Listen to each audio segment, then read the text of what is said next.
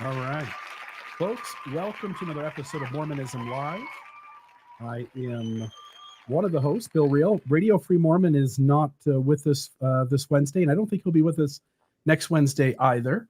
But I'm really lucky to have John Lundwall and Rebecca Bibliotecha. How are you two tonight? Hey. Doing great. Good evening, Bill. Hi, Rebecca. Hey, John. Hey, Bill. You know, when you asked me to come on, Bill, to kind of fill the shoes of RFM, I thought, how am I going to do this? And I thought, all I really have to do is tell some jokes no one gets, use some vocabulary words that people don't understand, and then intermittently mute myself. I feel like no one will notice that he's even gone. So that's my goal for tonight. I think you're going to have a good time doing all three of those tonight, so that'll be good. It'll be kind of cool if we do catch you having muted yourself and then not unmuted yourself. So don't forget to quote some Shakespeare, Rebecca. That's right. I only know what I learned from Brush Up Your Shakespeare, so I'll have to try. Well, I'm glad to have both of you on the show tonight. This is a conversation that the two of you have sort of entertained recently. We'll sort of jump into it. But folks, this has been making the rounds in Mormon land here for about the last week. I think it was about 7 days ago, where this video somehow caught the attention of somebody. And what it showed was that they had discovered some metal plates that had writing on them, Hebrew to be exact. They're bound with rings. And so we'll show some of the pictures here and talk about sort of how this came to be. But the first thing is where it showed up. It showed up on Shabbat Night Live, which is sort of a play on Saturday Night Live, because Shabbat is the Sabbath and the Jewish Sabbath happens to occur on Saturday. So I thought that was kind of cool. But the Shabbat Live, and it was on a YouTube channel called A Rood Awakening, with Rood spelled R-O-O-D. And folks, I know that many of you have been following this story. I hope that we come to this story with a few new angles, things to talk about tonight. But it is super interesting. Let me start off with the very moment you first heard this. What was your very initial thought before doing any critical thinking about this story? Well, boy, here we go again. Here we go again. That's right. That's John's thought. And we'll get to some of those here we go agains when we get to the end of the slideshow. And this isn't the first time that something like this has happened. And some of these kinds of things are authentic. And we can talk about, when we get to that part, what these might mean for the story. But let me show a few pictures of the plates, and feel free, if there's anything interesting on these pictures, please say so. I know that in the video, there's, they make mention of like the menorahs. I know that critics of these plates have pointed those out as well and talked about some of the issues with those. But what I think is fascinating, and they're really small, you'll see a person's finger in some of the images, and you can sort of tell. I think they described them as the size of a credit card. They seem to me to be just a touch smaller than that. But really interesting gold plates with writing on them. Any thoughts as I sort of go through some of these? Well, I was going to say that this did first come on everybody's radar last Friday. I think Thursday night is when it kind of broke. And my thought initially was, oh my gosh, it's an eclipse. It's conference weekend. It's supposedly Jesus returning in the end of the world on Monday. And now golden plates. People are going to be losing their you-know-what. This is just too much. For the believer, this gets you pretty excited, doesn't it? Yes. When I first saw it, look, all that we have with writing on golden plates in the Near Eastern or biblical context are ritual tablets. And so this is small, mostly pictures with a little bit of writing. Before I knew anything, I thought, well, if it's authentic, it's probably a magical amulet. And that's where I still stay, by the way. If it has any chance of authenticity, you're looking at a magical or a perpetuary amulet, prayer amulet. And why it exploded in the Mormon verse, I was a little bit scratching my head on that. But you just take two steps into it and you realize, well, not only is this not a magical amulet or has nothing to do with the Book of Mormon, but it's a fake. Yeah. And I kind of think in the Mormon verse, I love that phrase, John. I'm going to use that from now on. In the Mormon verse, they really are expecting this to happen any minute. And so, it's just a matter of time, right? That the evidences will be found, will be discovered. So, in some of there were a couple different shows that covered it quite heavily, The Stick of Joseph and also David Alexander's show, as you've covered David Alexander David before. Darush, yes. David Darush, I think your viewers and listeners know who that is. But in some of the comments, as I went through it just in a very preliminary way, the comments were saying things like, oh, you post-Mormons better be scared now. Like they really, really thought at first glance, it's finally happened. And now everyone's going to find out. So I think people are just waiting for this kind of evidence. And that makes it very easy to believe at first glance without digging any deeper. They had to have known, we'll get into some of the details here, but they have to know that something like this is going to excite the Mormons, right? Gold plates, they're bound by rings. They've got some sort of Hebrew Israelite script on them. And again, Mormons have been set up for this by, the Book of Joseph, for instance, which at some point the church should translate. The sealed portion of the Book of Mormon has to be translated at some point. Mormons are primed for additional scripture. Mormons are primed for ancient documents to come forward. And one of those older men up at the church office building to get out the rock and the hat and to figure out what these plates say. So, and then as soon as this came out, I mean, it started making its rounds. Ward Radio discussed it, pointed out that this was a big deal. As you pointed out, Rebecca, David Alexander, aka David Darush, got on the bandwagon. Stick of Joseph, possible gold plates found in Saudi Arabia, and then Miss Rappley, part of Book of Mormon Central, Scripture Central, put out a TikTok about gold plates found in Saudi Arabia. And everybody in Mormonism very quickly wanted to make sure that every member was aware of this really cool evidence of the Book of Mormon. Any thoughts about how this sort of came on in a quick wave to everybody? I have to point out that the Stick of Joseph, that's the first place I saw it. And it referred back, of course, to Shabbat Night Live. They had, as of that day, like 84,000 views on their first video. I'm sure they have many more now, but everybody was looking at that. Everybody was excited by this new evidence. They then put out another video after the first one, after some of these other programs sort of just say, we might want to look at this. But like I said, everybody was primed, absolutely primed, that this was the real deal and this was new and exciting. And I have to say, when I see how small they are, I mean, did you see that picture with the thumb, the little thumb against it? I just, when we think of Moroni in the plates, he's this big strapping warrior. He's sitting there in all his armor. He's engraving the plates. Now we have to kind of go like this, dear diary. I think it's just a whole different look, isn't it? It is. It's I have to say, Rebecca sent me, whatever day that was, you sent me the link to the Stick of Joseph podcast and said, would you please look at this? And I sent out a bat signal to John Lundwall. That's what I do when I don't understand antiquities. Actually, I personally know the guy on the right there, your upper right thumbnail. That's Dave Butler. He's a good friend of mine. And so I was a little bit surprised he was on there doing this. And when I say a good friend of mine, he's very well educated, very well read. He's self-taught biblical Hebrew, biblical Greek. He's a science fiction fantasy writer and a commercially successful one. He's got a wonderful, flintlock fantasy sort of magical early colonial America series called The Witchy Wars. And his second book, he actually has me in the dedication. So that's how close we are. So second edition might not have you after this podcast, John. Well, I emailed him and I said, Dave, you may want to look at a couple of these issues. But so when I saw him, Dave's also written a book. He has a theory about the Book of Mormon, and these plates fit right into his theory. And so that is why he jumped right on it. And the Stick of Joseph apparently has interviewed Dave several times about this theory, temple theology in the Book of Mormon.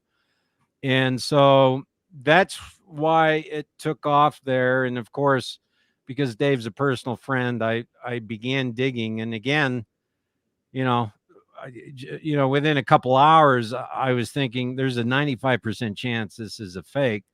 And so I emailed him and I said, hey, you may want to slow down there.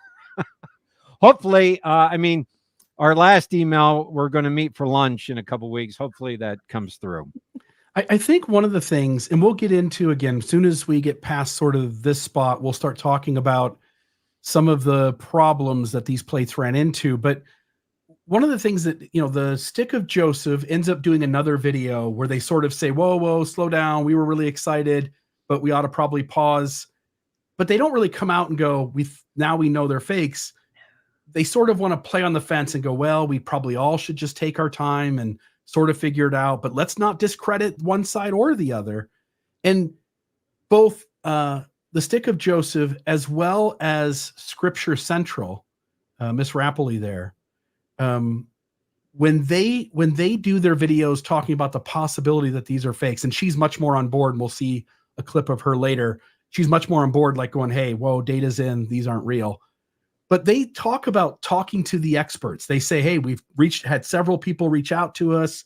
And what I thought was odd was they don't really want to say who it is that reached out to them. They're not really saying where they got the other side of the story, that things here may not be as first thought.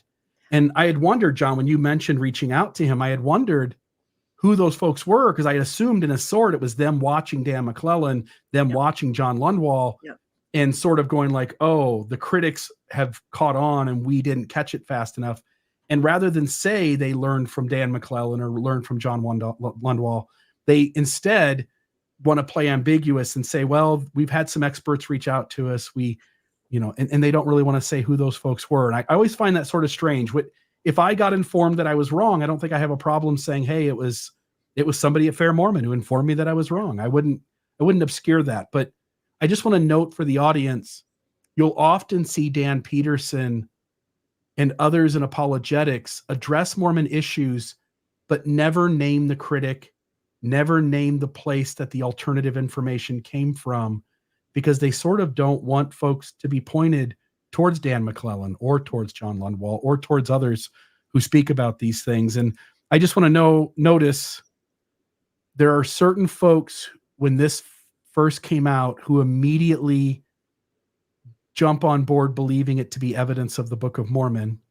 And then there's another group who says, slow down, let's take our time, let's look at this, let's make sure all the T's are crossed and all the I's are dotted. And I just want the audience to notice which side does which, because the believing mindset often has us rushing in to accept anything that bolsters up our belief. Anyway. Yeah, I agree with that completely, and I've talked to RFM about this to bring him into the broadcast. Initially, it was the Stick of Joseph and David Alexander, completely gung-ho.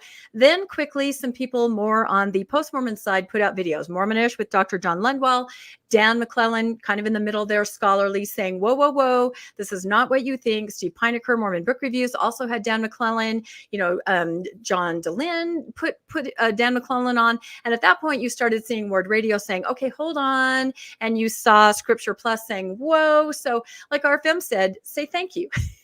Yeah. Because I think we did definitely, kind of raise the alarm a little bit. But one thing I found really interesting about the second video from the Stick of Joseph is it really seemed to say it doesn't matter if these are fake or not, if these are forgeries, because the person who contacted the initial person who bought them, they believe the story. The person who purchased them or they were given to them believed the story.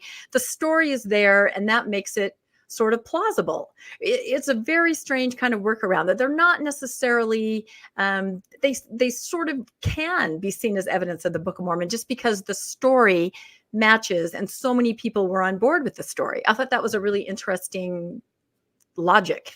Yeah. Any thoughts from you, John, in terms of how this came out and then sort of gets now the folks on the other side are sort of straightening out the story? Or if you're okay, we'll just move on to the next slide. Well, I do want to compliment Scripture Central. Is the young woman Mrs. Sister Rappley? I believe so. Yes, Neil's wife. They did a good job. They came out and said, "Well, here's the evidence. Hold up." So, we should compliment them for doing that. Other than that, I was, within a couple days, the Stick of Joseph video had over 100,000 views, and I was a bit perplexed by it. What? I don't understand. I don't understand why this is taking off. So maybe we'll talk about that. But anyway, that's all I've got on that. And we will play the Scripture Central's response video. We'll play the first 45 seconds or so, which I think clearly explains their current position on it, and give them credit that's due for changing their mind and being willing to be critical thinkers and to accept reality rather than hold on to hope that something is true. Yeah, I will say Stick of Joseph needs to do the same thing. They, and now that so much of the data is out, you really just need to face it. Yeah. Just face it, tell the truth, and move on. So. But inside emotionally, that's so hard sometimes to do when you've taken a position, you've taken a stand, and now you have to sit in front of your whole audience and say, yeah, we got fooled too. That's sometimes hard. Yeah. So I want to start off. I want to play a little video clip that was the first indicator for me. But John, I want to give you some time to talk about why, what your thoughts are on, are these plates genuinely ancient, and what is, if they're not, which we're all sort of saying it isn't, if they're not, what are the giveaways for that? But I want to start by showing the first thing that sort of caught my eye, and it was their intro to the story, which automatically right off the bat got my spidey sense going. So here we go. That was corrupted and that was not good, so that this seed could survive. So it's a hugely important theme in Scripture. But so it would make sense that it would be, because the priestly tribes, they keep track of the history. And that's obviously what this is. Give me 1 second here. Let's do this. Whoops. Sorry about this, guys. It's supposed to be set to start at a certain time. The flood seconds. So here we go. There we go. The seed.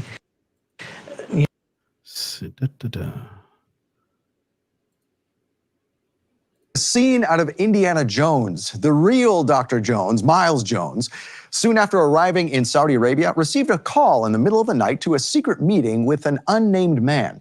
Upon arriving to that meeting, Dr. Jones was handed an ancient, pocket-sized book with pages made of gold. What was written on those pages revealed the reason for the secrecy, and you'll hear the whole story tonight, because it's the end of the sixth day. The sun is set, and this is Shabbat Night Live. So secret meetings with secret people in secret places at secret times. To me, that's such a good indicator right off the start that something is, what is it? What's the phrase that RFM uses from Shakespeare? There's something rotten in Denmark. Rotten in Denmark, right? That's right. There we go. Your thoughts, John, on what it is about this set of gold plates with Hebrew writing that set off alarms for you?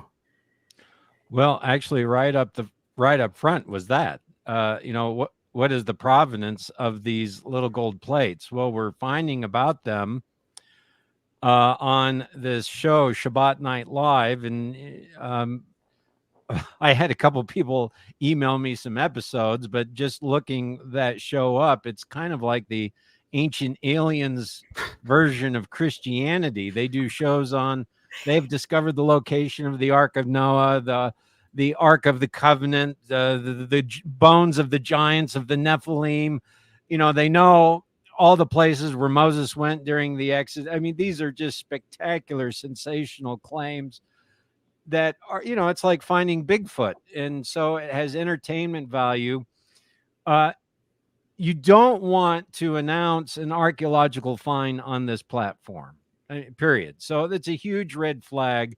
And of course, as they talk about it, this artifact is in secret meetings, secret deals, secret hotel rooms, on the black market. Huge red flag. So just the introduction, I think I'm about to sit down and watch, not something about ancient history, but something closer along the lines of Spamalot. And I enjoy Spamalot, but that I think that's what we're in for. I can't hear you, Bill. Bill muted himself. I find it very Joseph Smithian. Don't use something at night, something of visitation from someone that you don't know. It kind of like that. I don't know. It might appeal. I was going to play this put this up at the end, but I think it's more fitting here. I asked Dan McClellan what were the biggest indicators that these are a hoax, and he said, for me, the biggest giveaway is that they were clearly created by the same people who created the Jordan-led codices, and those are highly believed to be fakes. And when you look at the lead codices, the menorah and the other symbols on the gold plates also are on the lead codices. And he also noted that both in the lead codices as well as this set of gold plates, language sort of starts and then like leaves before a complete thought happens. That often the text doesn't really match the symbols that are on there. Things aren't written in a way that someone who would actually etch out these gold plates in Hebrew would have taken the time to do it a right way, and it's not done the right way. It's not uniform.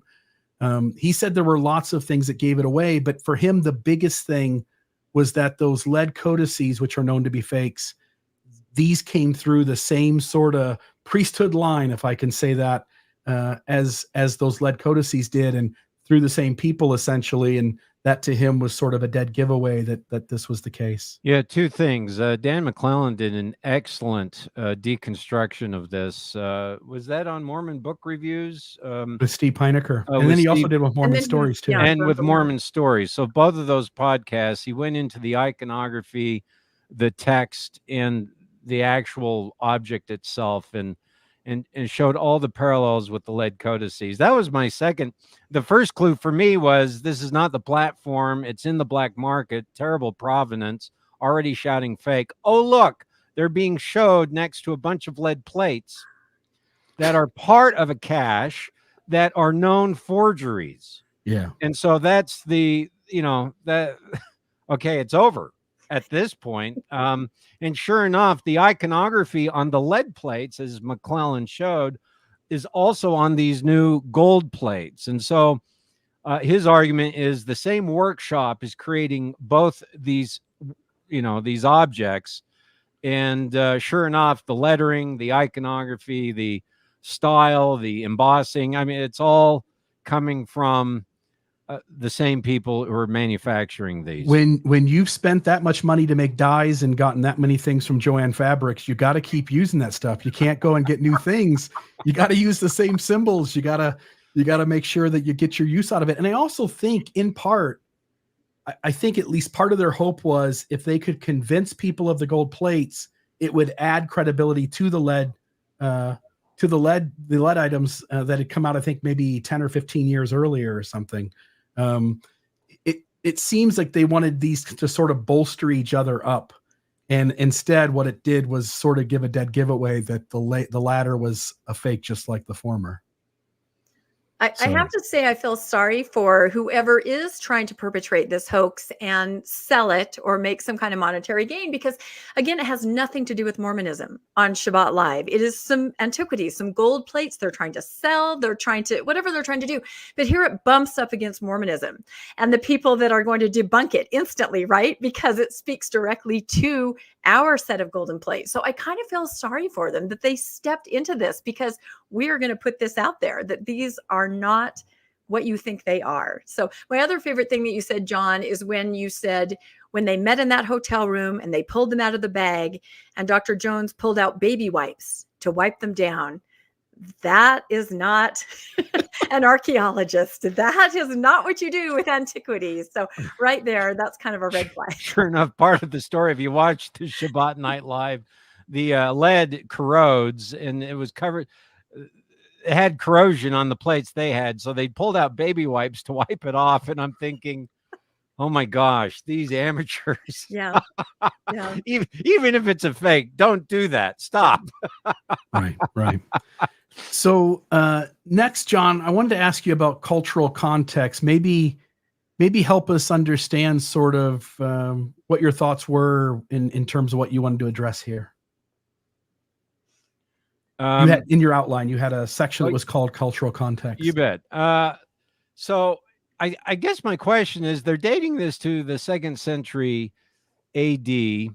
there is a a head in the plates, embossed head with a olive leaf crown. So that's a Roman picture. It's duplicated from the lead plates. So that shows you that it's the same source. But so they're dating this to the 2nd century AD. Why? If you go through the slides there, next one, you'll see the head. Keep going. Right there. Left image, the center. There's the head with your olive leaf crown. Has a menorah underneath it. Grapevines surrounding it. All these motifs are in the lead plates, and they're the same motifs. It's the same dye being pressed into the plates, and then a mix of letters. And then you have a palm tree with 2 pillars, so that's temple imagery supposedly. My question is, why would you connect this to the Book of Mormon? The argument seems to be, well, here are priests fleeing the destruction of the temple. In this case, the destruction of the 2nd temple by the Romans, 70 CE. And they're fleeing, and they've got apparently this little gold tablet, untranslated. How are you relating this to the Book of Mormon? I don't understand. It turns out, remember, the temple is your religious center, but it's also your political center and your economic center. And if that's getting destroyed, everyone's fleeing, including priests. So everyone's running out, and they coin it as, here we have temple priests following Lehi's trail with temple motifs on gold plates. This proves the Book of Mormon. I'm baffled. How does this have anything to do with the Book of Mormon narrative? Secondly, 2nd century CE and 600 BCE, that's 800 years apart. What is the difference between First Temple Judaism and 2nd century CE Judaism? Well, there are huge differences. So I was confused as to why this was even linked to the Book of Mormon. But alas, 120,000 views. Apparently, people are very eager to find something that bolsters up the authenticity of the Book of Mormon. My second thought that I had immediately is, why? Look, according to the Book of Mormon narrative, we have Lehi and Ishmael, 2 families, 30 or 40 people at most.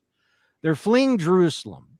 They don't want to be seen. The text explicitly tells us they're off the main road. And, they're not building fires. They're eating raw meat. They're trying to hide. And yet all the archaeological evidence that ever seems to appear for the Book of Mormon is in the old world by 30 or 40 people who don't want to be seen. We got altar inscriptions. We got golden plates. All the archaeology appears there. But when we come over to the New World, where there are millions of Nephites and millions of Lamanites that are building temples and cities and synagogues and churches and towers, we can't find a single altar inscription, a single Tumbaga plate, a single archaeological whiff. And I'm just astonished, again, finding, even if those gold plates were authentic, I don't care. I need to see that iconography and language in the New World for there to be any relevance to the Book of Mormon. So, this is the strangest game of Where's Waldo I have ever played. So I'll tell you, when we sat down with you, John, maybe 3 months ago or so, 4 months ago, your conversation with us was very enlightening for me. And it was sort of connecting the dots that the Book of Mormon is absolutely adamant that the Book of Mormon people are illiterate people. They write sermons down. That sermon can be written down by King Benjamin, passed out to the people, copies made, passed out to the people, and the people collectively can read the sermon.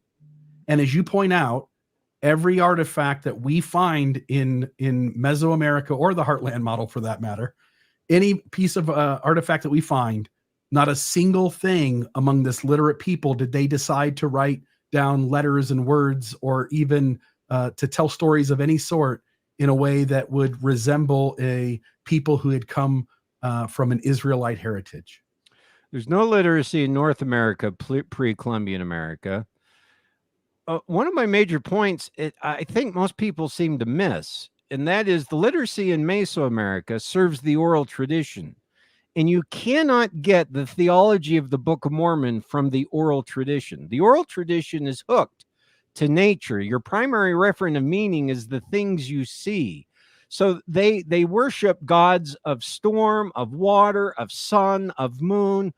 I mean, this is how oral peoples conceptualize the universe. And so those texts support the oral tradition.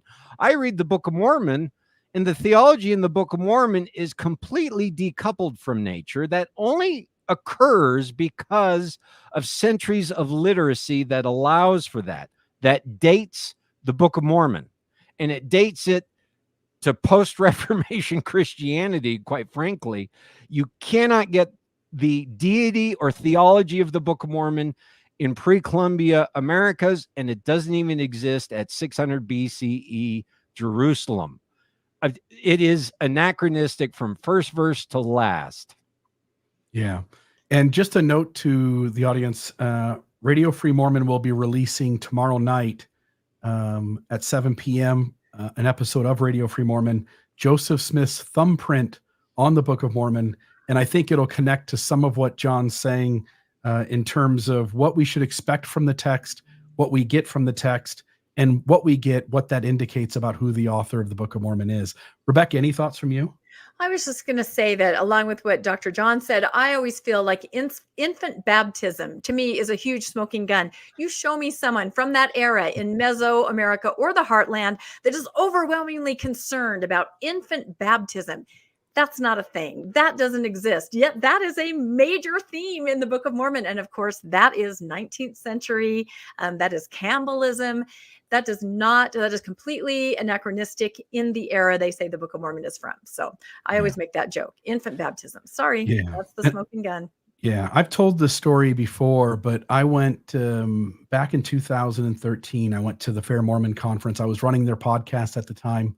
So I was part of their Fair conference. I was a part of a panel, and I was also the moderator of that panel. It was those who had come back. Janet Eyring, who had come back, Don Bradley, and Maxine Hanks were on that panel discussion. And part of my trip to Salt Lake City, because I lived in Ohio at the time, was I went to the church history department because a good friend of mine, Brian Whitney, was working there, serving sort of his like apprenticeship type thing as he was going to college to be a historian. And I met Stephen Harper, I met Mark Ashurst McGee. But one of the things that Brian Whitney was working on at the time was on his desk, he had several books of the day with ministers' sermons in them. He had printouts of ministers' sermons that he didn't have books of. He had also a bunch of stuff on his computer. And he was like, Bill, you got to see this. The sermons that were being preached in Joseph Smith's neighborhood, the very same sort of doctrines are what's being said in the Book of Mormon, and they're being said in a very similar way. I noted too, I thought this was interesting, and I hope I can come up with this thought kind of off the cuff, but the Book of Mormon is supposed to be Reformed Egyptian, written by Israelites who left the old world, who sort of come up with this new way of forming language by putting their Hebrew ideas with some sort of Egyptian connection and creating a brand new language called Reformed Egyptian. And Joseph Smith is the translator, puts his head in a hat with a rock, and takes this Reformed Egyptian of an ancient people in Mesoamerica from, hundreds, if not 1,000 or 2 years ago, and he translates it into English, and it just so happens to be the exact same writing style that you find reading the late war. What's the chances of that? They seem slim to none to me. It's too much. It's absolutely too much. And your experience reminds me of when I first became friends with Stephen Pinecker of Mormon Book Reviews. And of course, he's an evangelical. And we were talking about the Book of Mormon because he had just done his episode on Mormon stories talking about the origin of the Book of Mormon. And he said, I don't know if you know this, but evangelicals have an appreciation of the Book of Mormon because they find all of the sermons of that era, of that day, in the Book of Mormon, and they're able to recognize them very clearly. All the sermons that were, being preached of that day, there they are. And of course, Mormons don't understand that, but the evangelicals have this understanding that the Book of Mormon has captured and preserved those sermons of that era, if you're able to dig through and recognize them. So that was kind of a little light bulb moment for me, learning that from Stephen Pinecker. And if you look, like you said, Bill, you really see that crystal clear. I think this is why Dave Butler's theory of these plates and its relation to the Book of Mormon, it probably has feet underneath it from the LDS community. Dave Butler has this theory. He's written a couple books, The Goodness and the Mysteries. His theory draws from the scholarship of Margaret Barker. I don't know if you're familiar with her, but she has some great work about First Temple Judaism, and she has reconstructed this line of reasoning from extra canonical sources, from a wide variety of sources, pagan sources, Christian sources, to try to reconstitute some of the ideology of the First Temple cult in Israel. And while it's interesting, it is deeply speculative, right? The criticisms of her work is there's a sheer lack of evidence for it. It has anachronistic interpretations by projecting late Christian ideology onto it. It's disconnected from mainstream scholarship, selective use of sources, overemphasis of pagan influences. So there's methodological concerns. Now, I have to say, you're dealing with ancient history where 99% of your data is lost. So I enjoy the work of Margaret Barker, but it's a line of speculative arguments. And what Butler does is he takes her arguments and he projects it onto the Book of Mormon. And it gives a veneer of antiquity to the Book of Mormon. If you read the Book of Mormon, it is 19th century Christology. It is Protestant. There's nothing ancient about it. But if you take an interpretation like Butler, who says Nephi's vision is actually a temple experience. It's a temple priest moving through the three chambers of the temple. The tree of life is the Holy of Holies. This great and spacious building is the temple. The iron rod, he analogizes everything through the movement of Solomon's temple, and says that Nephi and Lehi were temple priests fleeing Jerusalem and carrying the true religion of Israel to the Americas. It gets preserved in the Book of Mormon. It gives a veneer of antiquity to the Book of Mormon, and that interests Mormons. I think that's why they have a connection to it. And for him, this little gold tablet with temple motifs on it from priests fleeing Jerusalem, confirms his theory. But in the end, even if it were authentic, I still has nothing to do with his theory. Also, his theory is rooted on Barker's theory. I mean, these are a series of unfalsifiable theses that you have to project into the text, into the biblical text, and into the Book of Mormon text. Why is it that we're just not reading the text? Just open the text and read the Book of Mormon. Infant baptism. Gosh, that's not coming from First Temple Judaism or Second Temple Judaism or Judaism at all, or any of the Americas or Central America. Just read the. I love it when John laughs.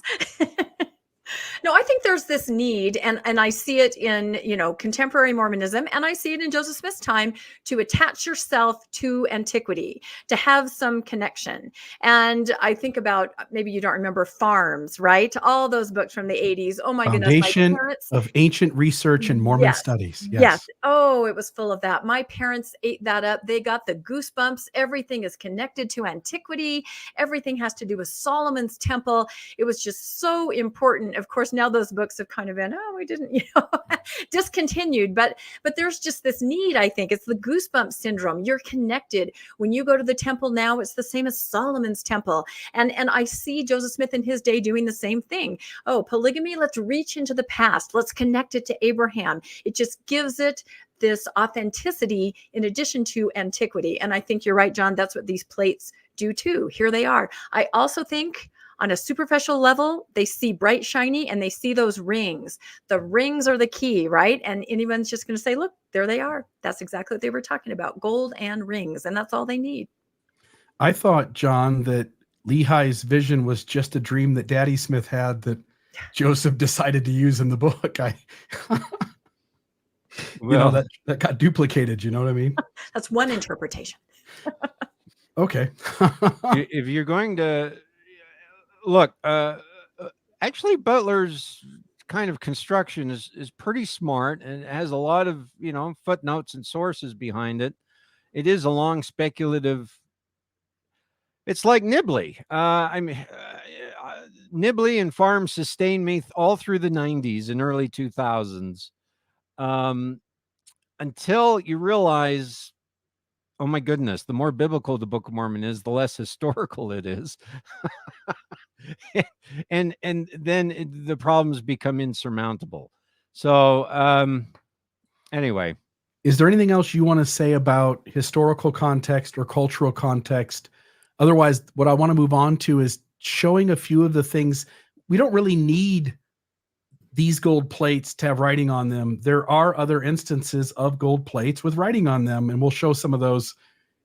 It's sort of like this is the newest moment it happens, but we could have 100 of these and they still don't prove the Book of Mormon true. But anything else on historical or cultural context? No, I think actually the next step is looking at what we do have with writing on gold plates, because I made this argument with Mormonish and Rebecca that all that we get out of the Near Eastern biblical context with writing on gold tablets actually disproves the claims of the Book of Mormon. And even this little new booklet would do no different. So let's launch into these things. Let's do it. So again, by the way, audience, I can't vouch for whether these are authentic, every single one of them. I think based on me coming across a bunch of these today, I can say that at least the majority of them are. If either of you are aware that something I put up on the screen is known to be a fake, please say so.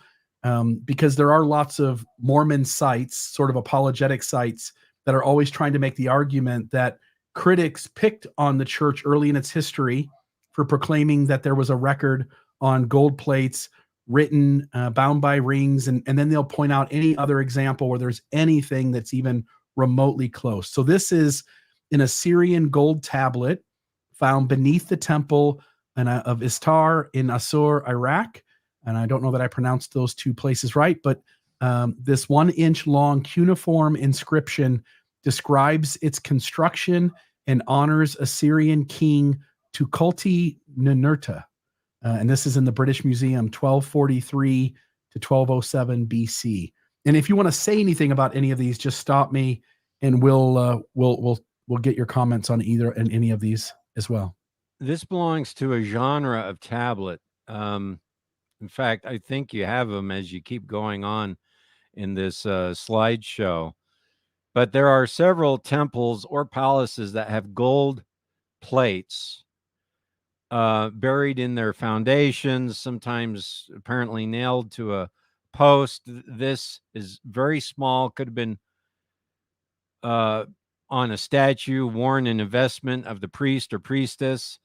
But they're dedicatory tablets, and they generally are dedicate the temple or palace to a deity. In this case, it's the Temple of Ishtar. We'll list the king who built it, and it is, it's like a dedicatory statement sealing the palace or temple to the divine realm. In other words, it belongs to a ritual context. Here we have a temple or palace being in text on gold, right? And so it's a ritual context, and all of these are in a ritual context. And what the apologists in Mormonism do, and Scripture Central does, is they look for any writing on any gold tablet and say, this proves the authenticity of the Book of Mormon. And it sure doesn't.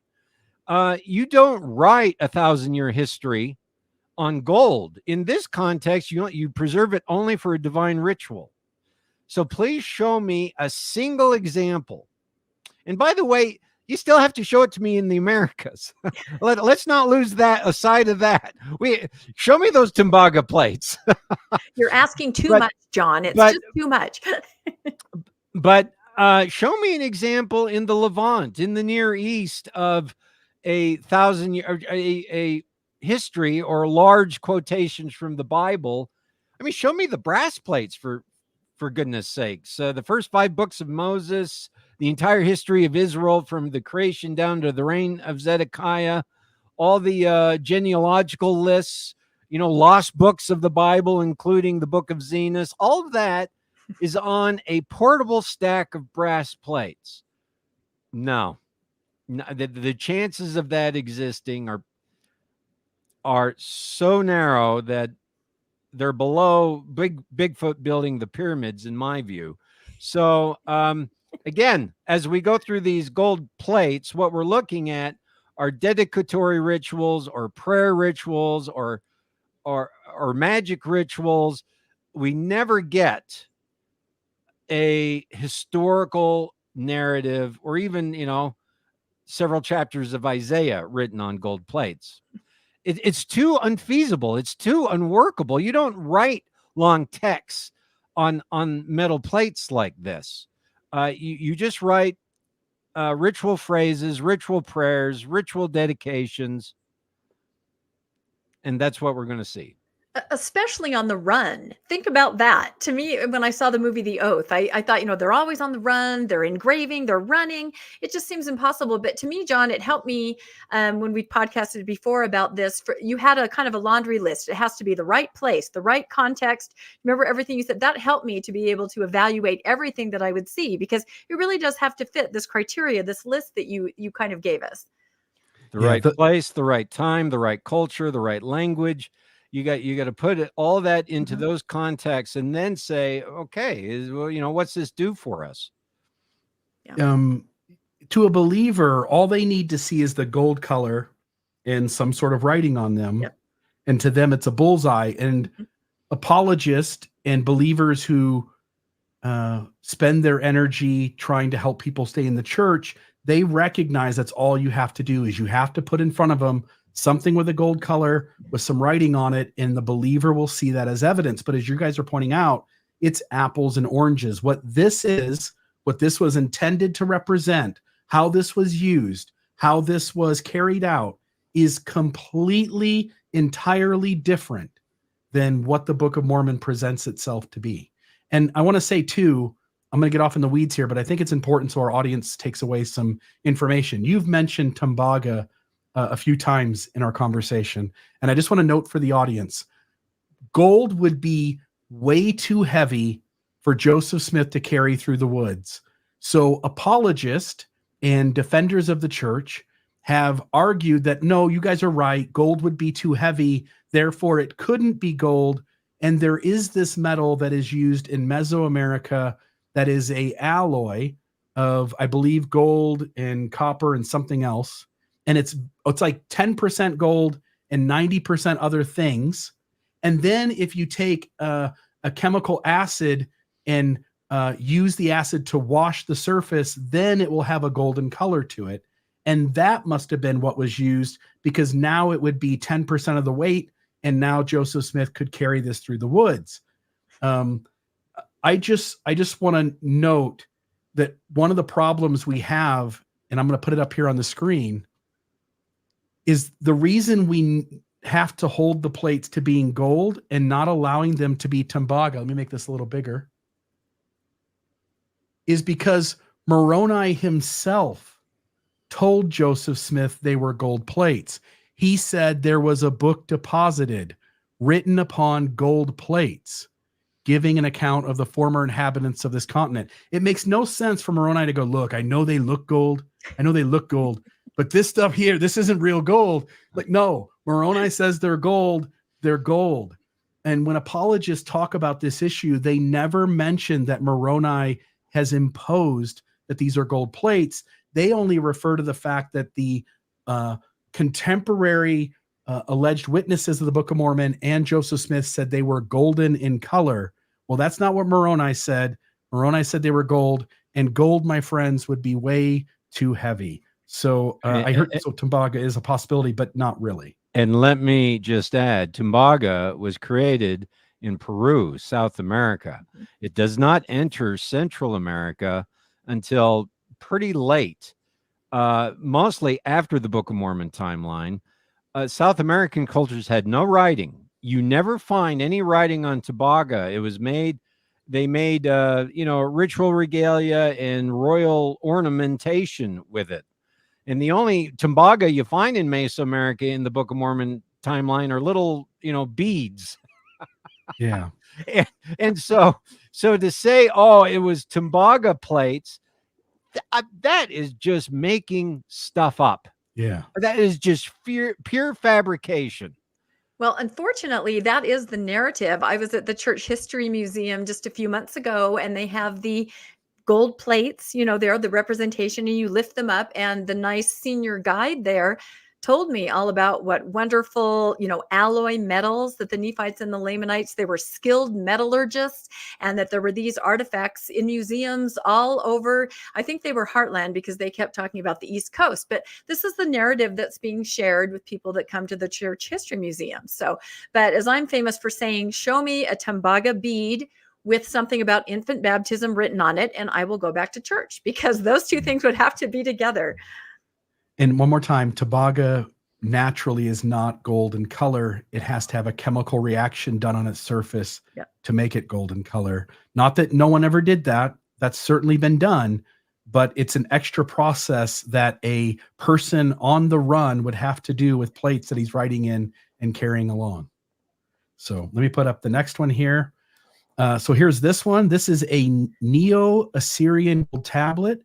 Bears the inscription in cuneiform that commemorates the creation and founding of Dur-Shuriken, capital of Neo-Assyrian Empire under King Sargon. And I don't think this is the same one we just showed. No. Tablet was found in foundations of a palace. This was also in Iraq. But I assume this looks like a sort of the same exact thing that we just talked about. That is correct. Okay, so there's that one. Here is this one. This one may look familiar to folks. In an old Book of Mormon, the gold cover with the Anton characters, I think was what was on the cover. You would open that up and it would have lots of pictures of Mesoamerican temples or pyramids, and then it would have pictures of this particular gold plate with writing on it. But this was King Darius cuneiform writing found in Persepolis in 522 BC. This also looks like it's the sort of same thing that we just talked about. Same thing. Yep. And then I don't know what these were, and I don't even know if I have these right side up or upside down, but these They're had on their side. That's the Etruscan Book of the Dead. It's a afterlife ritual. This would be, it's very small. It's like 2 by 2 inches. It's about the same size as this golden book we're talking about tonight. And it's related to a cache of artifacts called the Orphic gold plates, which were ritual passports into the afterlife. And sure enough, Mormons can look at those and say, hey, the temple endowment, this is the endowment is on gold plates. This proves the Book of Mormon. Now, if the Egyptian papyri of a funeral text that allows the dead and the Egyptian dead to get to the other side in a way that is good for them, then maybe this was also a catalyst. This could have been a catalyst maybe for a Mormon scripture. You're looking at the 24 gold plates of the Jaredites, right? There you go. Artifacts extracted from Mexico are golden plates, most of which were made from a copper gold alloy and have Mayan hieroglyphs and other symbols on them. By the way, again, Mayan, not Nephite or Lamanite, but Mayan symbols. And I don't know, are you familiar with these ones, John? These are the Mayan gold discs. They were originally round discs. They did a ritual with them, and then they destroyed the discs. So they're in pieces and strips. They date between about 9 to 1200 AD. They're all found in the cenote at Chichen Itza. Most of them are in the Peabody Museum now. But again, the ritual battle scenes or military scenes, apparently.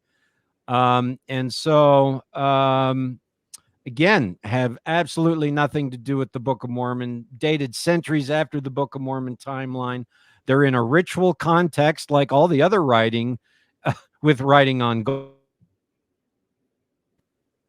And they deal with what looks like war scenes or combat. They probably were used in a ritual either before or after a battle. So that's what we know of them. They have absolutely nothing to do with what you need to have for the Book of Mormon. Right. Yeah, and you helped me understand that, John, when we podcasted before, just talking about these, how they're so rooted in that oral tradition and the ritual, where as literary, nothing says, I, Nephi. It's no history of a people. It's no literary narrative of a person or a people or anything like that. And so that really helped me. It made it clear, because otherwise it's a little convoluted, but completely rooted in orality and a ritual, nothing to do with a personal history, right? Which is what the Book of Mormon is. I use the metaphor of, if you take the golden cup used for the Eucharist that you drink the blood of Christ in, right? So if you go to a Catholic mass, if they still do it, they pour the wine in the golden chalice and you drink from it. Would you use that golden chalice to pour chili in it and eat your chili and crackers out of it? You would not. That would be you'd be kicked out of the church for doing that. That's what these gold plates are. These gold plates are ritual plates, and they're used for a specific purpose, and you don't walk outside of the line for any other purpose. They're the baptismal font or the sacrament chalice. They're not the thing you write 1,000-year history on. That's serving chili in the chalice. So that's the difference. And every example I have found, and maybe Scripture Central can show me others, but every example I have found in a Near Eastern biblical or American context with writing on gold is in that ritual context. Yeah. And the other thing I want to just note, these are all really small artifacts. Mm-hmm. And it's one thing to go, okay, guys, it's not that big of a leap to go, okay, they're working with really small credit card or smaller size pieces of smoothly gold made into leaves and put writing upon them. Yes, I get it, John. They're not the same purpose, but it's not that big of a stretch to make a bunch of plates and do the same kind of thing, even though you're sort of saying it's not the same kind of thing. But folks, remember, the Book of Mormon as we have it is an abridgment of a whole cave full of plates, metal plates everywhere with writing on them that tell the history of the people. And it was only Mormon and Moroni who condensed all of that down to this small little thing. Remember, Brigham Young said he and others went into the cave and saw all these plates, and it was more plates than they could number. It's quite an undertaking. It seems to indicate by the size of these things that this wasn't the easiest thing in the world to do. Gold also has a preciousness to it, even in older cultures. And so to use it in large amounts for something doesn't seem to happen, at least not in these cases. And then recognize that Mormonism is claiming something very different, which is thousands and thousands of plates with writing on them that someday will never be used anyway. They'll just be condensed down and just be left in a cave. Yeah. Anyway, it seems strange to me. All right, and then the next one here is this one. This is a Hebrew prayer written with Greek letters on a scroll of thin gold. I don't know anything about this. Do you know this one, John?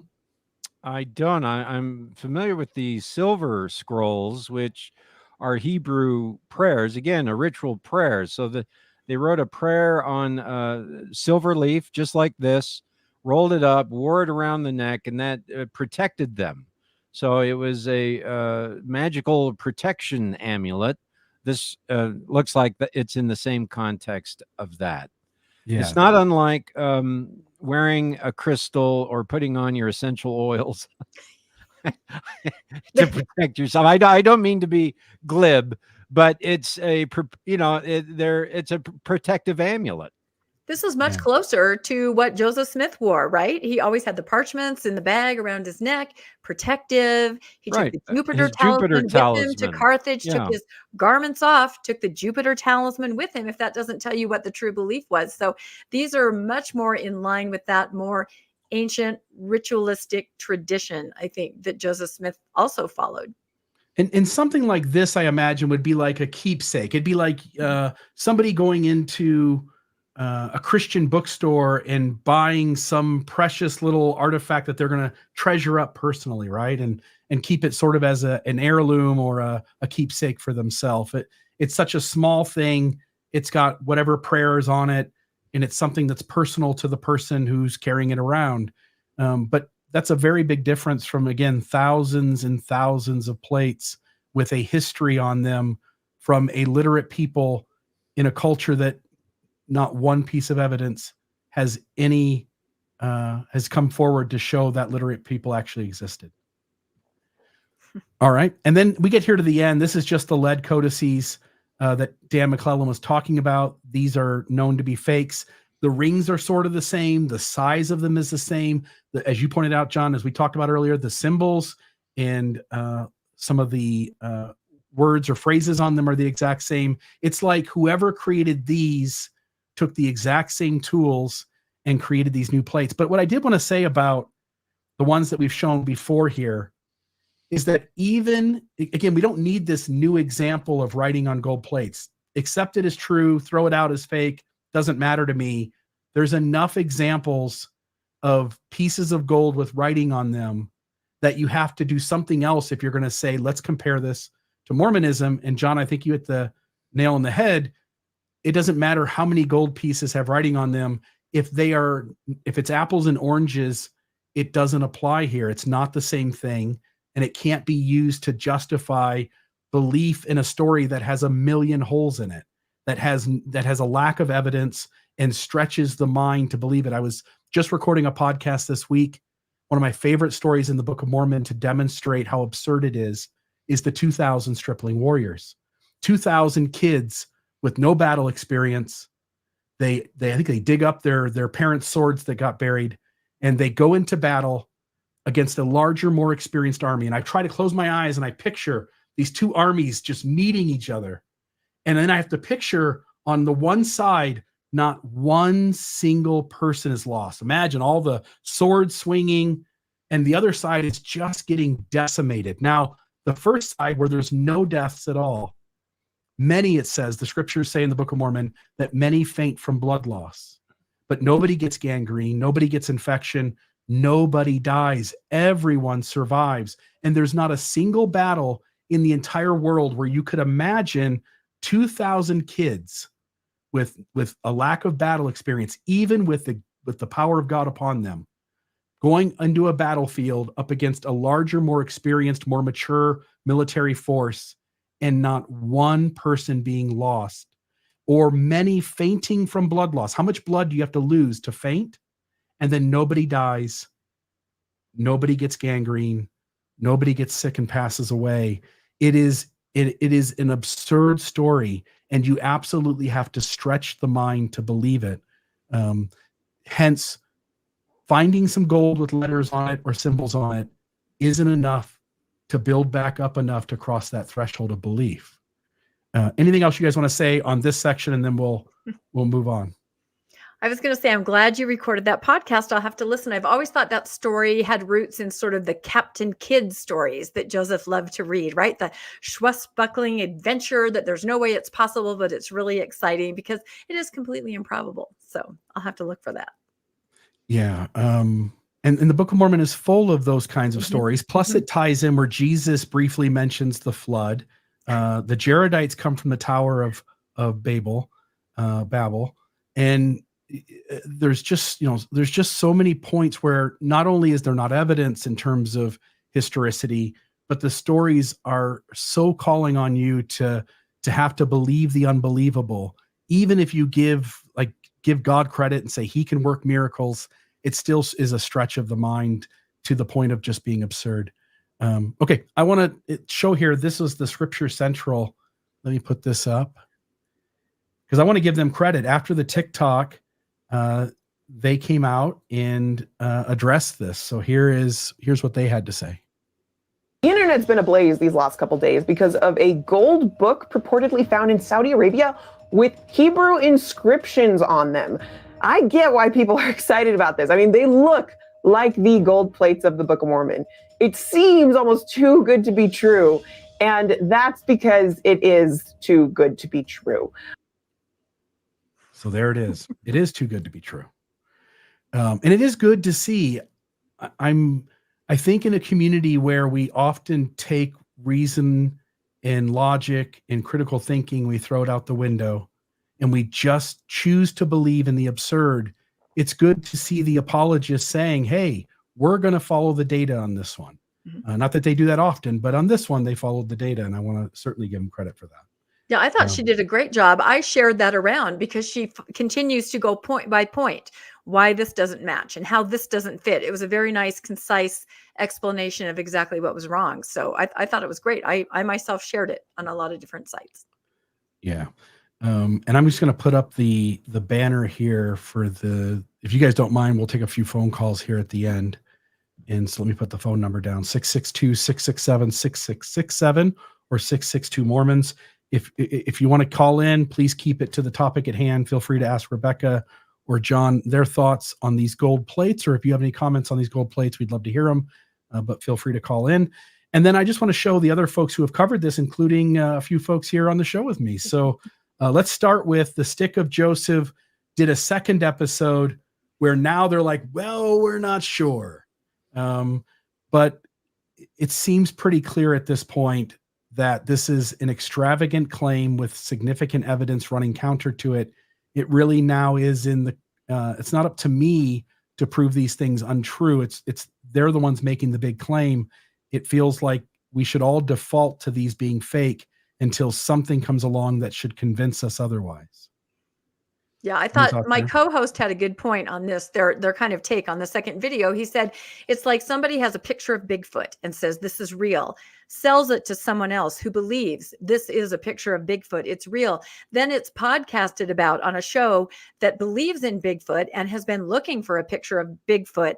Therefore, by that logic, Bigfoot is real. We have proved it. I thought that was a really good way to work through it. That's basically what they're saying, that the story of these plates, while the plates may not be real, the story and those that believe it is evidence. And then the counter argument that, well, even if they're fake, it proves the Book of Mormon. You can go along that same metaphor. Even if the picture of Bigfoot is fake, it proves that everybody knows that Bigfoot is real.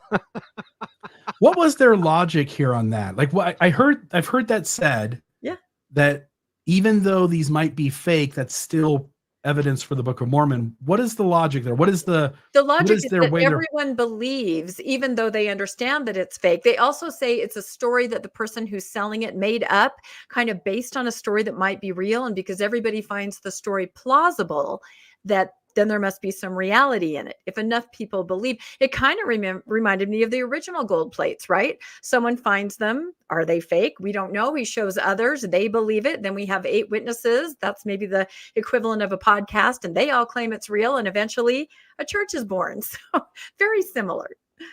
Yeah. James Strang had some plates and witnesses too. Yeah. If I remember right. Yeah, exactly. There's precedent. So here you are, Rebecca, with John Lundwall on. Golden plates discovered. Think again with John Lundwall. Let me go back one. This is Steve Pinecker, and he sat down with Dan McClellan. You guys mentioned this one earlier, and then Mormon Stories had Dan McClellan on as well.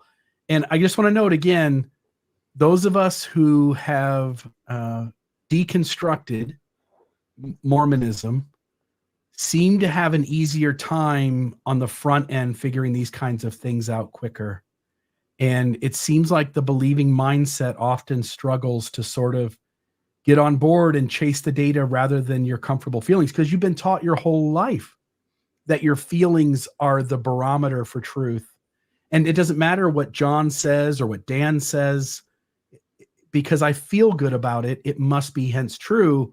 And even in the scholarly field of apologetics, you see that sort of line of thinking always taking folks. For instance, I was going to play the soundbite, but I won't, but of Kerry Molstein, where he says, I have assumptions. I start with the assumption. I try to fit everything into that assumption. And that's just not how scholars work. That's backwards thinking. But he self-admits that the conclusion is where he starts, and whatever story he needs to form to get to that conclusion, that's the one he's going to do. It's a strange way of sort of putting the world together, but we like to think we are all logical beings, rational human beings, but humanity, for the most part, isn't a rational species. It often is doing the irrational or believing the irrational in order to keep the collective unit working together. And there's value there too. Well, John and I and my co-host Landon talked about this on our episode that, so we wake up in the morning and these plates are here. Of course, I put the bat signal out to Dr. John Lundwall because he knows everything. And we started talking about, okay, what if these are sort of real? What if these are something that might lend some credibility to the idea of the golden plates? And like John, you said, great, bring it on. I'm going to look at it. I'm going to see. Do you remember what you said? I thought that was great. Whichever way the evidence led you, you would present it. You would podcast about it. Yeah, I mean, look, we all have these biases. Again, my good friend Dave, I love him to death. I know a lot of TBMs that I love, and yeah, it's the Muehlstein mono-Mormon effect. They fit all the data in that belief system. It's very human to do, but this is why you have peer review. This is why you have, we check our prejudices and a priori assumptions at the door. And really, you have to do this for the Book of Mormon. Again, the standard of proof for the Book of Mormon is not how it makes you feel. It's not Moroni's promise. It's in its literal historicity, right? Because there are men who are demanding 10% of your gross income, who are interviewing you about every aspect of your life. And once you cross that Rubicon, you now have to prove your truth claims, and they are all rooted in the historicity of the Book of Mormon. And that's not me. If you don't, this might be a minute, but I have a quote from Jeffrey R. Holland. Do you mind if I read that? Please. It's from a speech in 1994 at BYU where he quotes Ezra Taft Benson when Benson says the Book of Mormon is the keystone of our religion and we rise or fall based off the Book of Mormon. He quotes that, and then he says, quote, everything in the church, everything rises or falls on the truthfulness of the Book of Mormon and by implication, the Prophet Joseph Smith's account of how it came forth. It can be a little breathtaking. It sounds like a sudden death proposition to me. Either the Book of Mormon is what the Prophet Joseph said it is, or this church and its founder are false, fraudulent, a deception from the first instance onward. Not everything in life is so black and white, but it seems the authenticity of the Book of Mormon and its keystone role in our belief is exactly that. This is Holland saying this is black and white. Quote, either Joseph Smith was the prophet he said he was, who, after seeing the Father and the Son, later beheld the angel Moroni, repeatedly heard counsel from his lips, eventually receiving at his hands a set of ancient gold plates, which he then translated according to the gift and power of God, or else he did not.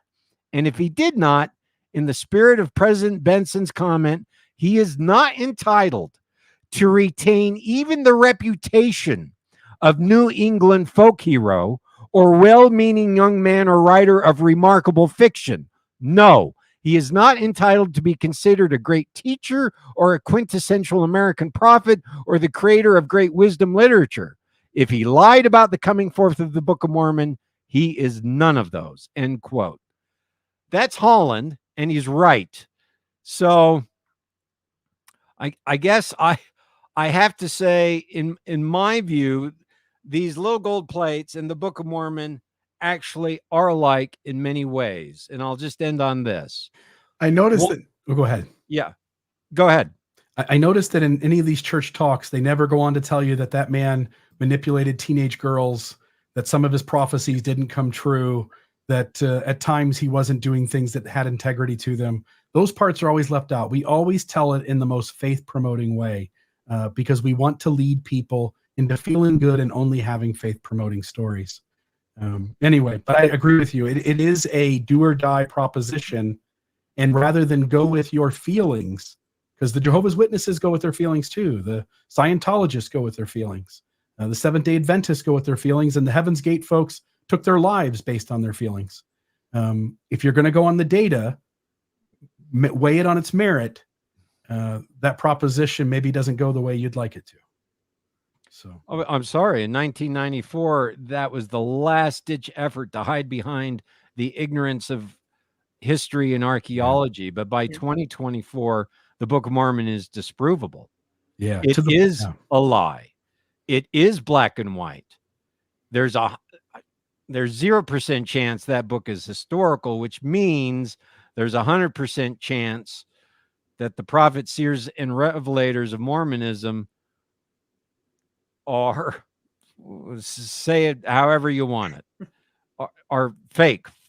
They're as real as these gold plates. Anyway, here's my comparison of these gold tablets that we're talking about tonight and the Book of Mormon. One, their provenance. The gold tablets from Saudi Arabia come from the black market, revealed by an evangelical with history of bad interpretations and expensive tours on a sensational podcast. Provenance of the Book of Mormon comes from the occult tradition, from a magic user with a history of conning people and expensive covenants with sensational claims. Two, the Saudi Arabia plates emerge in the context of fraudulent lead plates. The Book of Mormon emerges in the context of analogous texts with spurious claims. That would be your Spalding manuscript, your View of the Hebrews, your Great War. It's the same genre. Three, at best, this artifact would be a magical amulet, and for the Book of Mormon, zero evidence for this kind of textuality on metal plates. Four, the iconography matches the fraudulent lead codices on the Saudi Arabia plates. Book of Mormon, every bit of ancient text that does survive shows zero authenticity. That would be your Book of Abraham and your characters document. What we have, other than what, the Book of Mormon is fraudulent, and we can show it and we can prove it. So no corollary in the Americas for the Saudi plates, and sure enough, no corollary in the Americas for the Book of Mormon. So there is an affinity between the Book of Mormon and these little gold plates, and it's not what you want for a believing Mormon. No, it's not. Rebecca, any last thoughts from you? And then we'll take some phone calls. I just kind of go back to what I said at the beginning. I was surprised by how quickly the comments rolled in saying, now everyone will know, you better be scared. To those of you that didn't believe, it just shows me that people really believe we're just right on the cusp from something that is extremely provable. Everyone will know, everyone will understand. Those of us that don't understand and have doubts will be put in our place. It was just really surprising to see how quickly and how rooted in such little, just circumstantial evidence as these gold plates without even digging in. So it really does tell me that this entire lack of evidence, which we know there is a lack of evidence, that is never going to sway anybody, because we're always just one step away from all the evidence that we're going to need. Yeah. And all the problems just get ignored. Mm-hmm. Yeah. All right. Let's take a couple of phone calls. We've got 2 folks in the queue. The first one is Abby. Abby, are you there?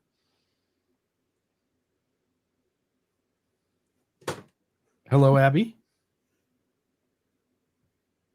All right, let me put her back in the queue, and maybe I don't think it's something on my end right now. So let's try the other one. Ted, are you there? Hello? Man, I am striking out. Technical difficulties. We all have them. All right. I guess we'll, sorry, folks, we won't be able to do that. Dang it. No worries. All right.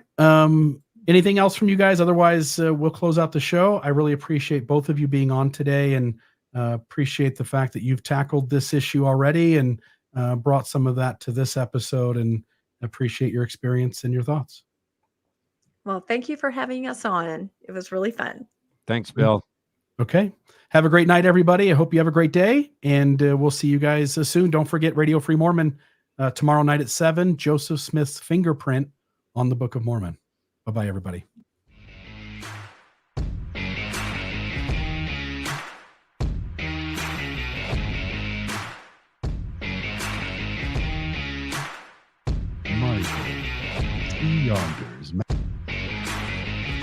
And so I start out with an assumption that the Book of Abraham and the Book of Mormon and anything else, excuse me, that we get from the restored gospel is true. Therefore, any evidence I find, I will try and fit into that paradigm. I don't feel that I need to defend that paradigm. I feel that I want to understand the evidence that I find within that paradigm, because to me it's a given that it's true. There are others who will assume that it's not true, and on these points we'll just have to agree to disagree, but we will understand one another better when we understand how our beginning assumptions color the way we filter all of the evidence.